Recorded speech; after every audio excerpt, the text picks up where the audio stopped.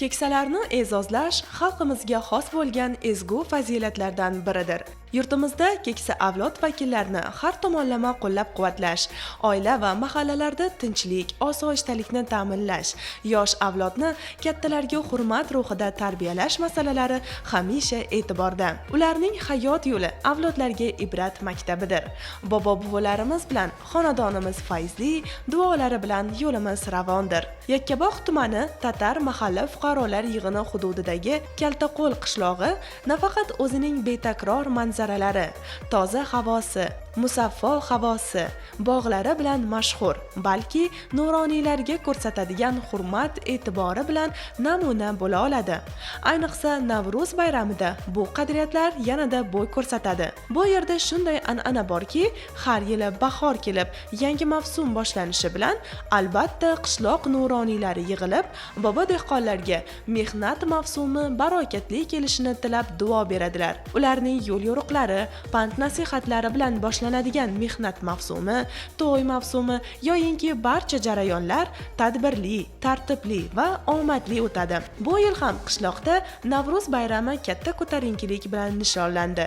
Bayram munosabati bilan qishloq nuroniylariga hurmat ramzi sifatida esdalik sovg'alari berildi. Muhimi e'tibor. Aslida keksalarimiz kichik bir e'tirofdan ham ruhlanib, samimiy duosini ayamaydigan mehridaryo insonlardir. Mana biz bugun bir xursandchilik kunda turibmiz. Ona yurtim Kaltaqo'limga bir xursandchilik Navro'z bayrami ekan. Mana shu bayram tashkillashtirgan hamma yigitlarga rahmat. Hamisha Kaltaqo'lga to'ylarga, bayramlarga kelaylik. Yoshlarga umr bersin, dehqonlarni ishini o'ngidan qilsin. 2025-yilgi bahor mavsumida ko'chat ekish oyligini o'tkazganmiz. 1,5 mingdan ziyod mevali manzarali ko'chatlar ekildi. Qishlog'imiz o'rmon xo'jaligi hududida joylashganligi bois tumanimizga va viloyatimiz bo'ylab 10 ming, 15 mingdan ziyodroq mevali va manzarali ko'chatlar yetishtirib bermoqdamiz. Qishlog'imizda Navro'z an'analari juda yuqori kayfiyatda kutib olinadi. Aynan bu yilgi Navro'z ayyomini mushaldoshlar tashkillashtirib berildi. Navro'zdan oldin hashar tashkil etilib, qishlog'imizdagi ko'chalar, ariqlar tozalandi, daraxtlarning taglari oqlandi. Bu albatta xalqimizning farovonchiligidan dalolat beradi. Ma'lumot uchun aytish joizki, Kaltaqo'l qishlog'i tuman markazidan 3 kilometr, viloyat markazidan 150 kilometr uzoqlikda joylashgan. Hozirda 200 dan ortiq xo'jalik mavjud. Tog'lar yon bag'ridan qo'nim topgan bu aholi turli millat va elat vakillaridan tashkil topgan. Xususan, ularning ko'pchiligi tojik millatidagilardir. O'zbek-tojik aloqalari quda-andachilik, qarindoshlik rishtalari bilan mustahkamlangan. Qishloq ahli asosan dehqonchilik, chorvachilik, bog'dorchilik bilan shug'ullanadi. Bu bayram bilamizki, bu 3000 yildan beri bayram qilinyapti. Mehr muhabbat bayrami. Bu qut baraka bayrami. Mamlakatimizda prezidentimiz boshchiligida olib borayotgan islohotlar bizni tog'li mana shu mo'jazgina qishloqlarimizga yetib kelgan. Mana bu qishlog'imiz yo'llar asfalt qilingan, tog'dan 6-7 kilometrdan ichimlik suvlari yetkazib kelingan. Svet uchmaydi. Ayniqsa yashil makon deganingizga voha bo'yicha ham bizning qishloq kelayotgani yo'q. Har bir xonadonga borsangiz, hech bo'lmasa 100 tup mevali daraxt bor. Qishlog'imiz nima uchun Kaltaqo'l deyilgan? Agarda bilsangiz buni bevosita Hazrati Amir Temur Sohibqiron bobomizga borib taqiladi.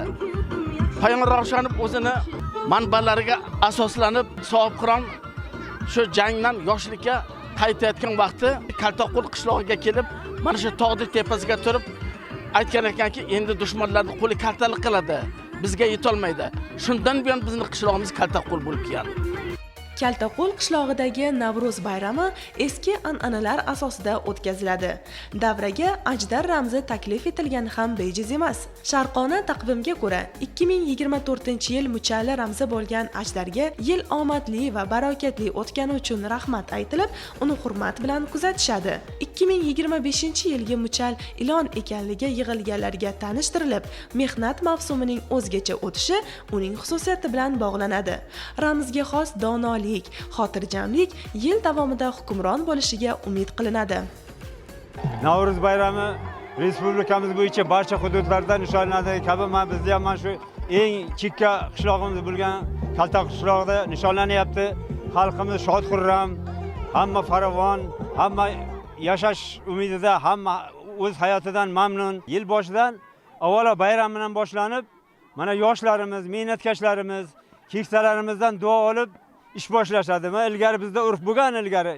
Endi mana texnika bo'lmagan, dehqonlarimiz qo'sh bilan yer haydashganda, o'sha ho'kizlarni chiqib, shoxini moylab, yaxshilab, keksalardan duo olib, qo'sh bilan yer haydashni boshlagan. Hozirda endi texnika asri, hamma ishimiz texnika, o'sha texnikachilarimiz ham qo'l bilan mehnat qiladigan mehnatkashlarimiz ham shu keksa dehqonlardan, keksa bog'bonlardan duo olib ish boshlashadi.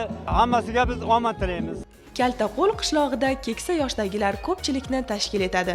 Yoshlar esa respublikamizning turli joylarida mehnat faoliyatlarini olib borsalar-da, har Navro'zda qishloqqa qaytib, yangi yilni qarindoshlar davrasida va milliy qadriyatlar og'ushida kutib oladilar.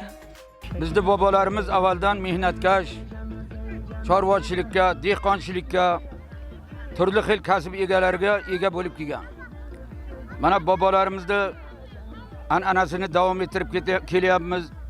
Bizlar yoshgina edik, bobolarimiz mana shu qishlog'imizni markaziga chiqib, yillarda almashinuvni e'lon qilardi. Men shu qishloqda 40 yil o'qituvchilik qilganman. O'quvchilarim turli kasb egalari. Bizlar xursandmiz, lekin bayram kuni shular shu oshiqadiki, shu Navro'z Kaltaqo'lim Navro'z bayramiga qatnashaylik, xursand bo'laylik. Bolalari bilan butun oilasi bir bo'lib tashrif buyurib yetib keladilar. Bir paytlar ozgina bir 10-15 xo'jalik qishloq edi. Hozir mana 200 xo'jalikdan oshib ketdi. Qishlog'imiz o'rmon xo'jaligiga qaraydi. O'rmon xo'jaligi qaragani uchun bizlar ko'pincha bog'dorchilik, chorvachilik, dehqonchilik sohalari bilan shug'ullanadi. Bunday tadbirlar jamiyatimizda milliy va umum insoniy qadriyatlar mustahkamlanishida beqiyos ahamiyatga ega. Zero nuroniylarimizning duolari yoshlarga qanot bag'ishlaydi. Ularning har ishda bosh bo'lib turishlarining o'ziyoq kishiga ishonch, suyanch, ko'ngil to'qlik hissini beradi. Ularning manzili mehr manzilidir. Shu bois inson necha yoshga kirishidan qat'iy nazar momo bobolar, ota-onalar bag'riga shoshadi. Keksalarimiz ezgu ishlarga yo'l ko'rsatuvchi shamdek go'yo.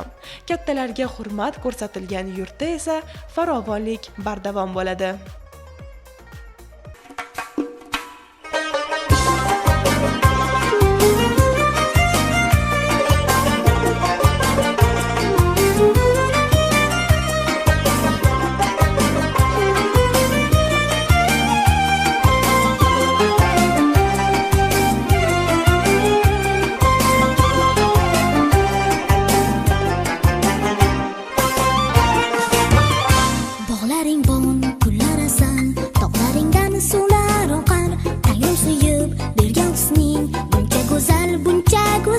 Shu chamaning bunchasiman, ishonganing ertasiman, yurtimiz bo'ling maqtagan, jajigina erkasiman, yurtimiz bo'ling maqtagan, jajigina erkasiman. Gulaysan ozod yurtim, onajonim.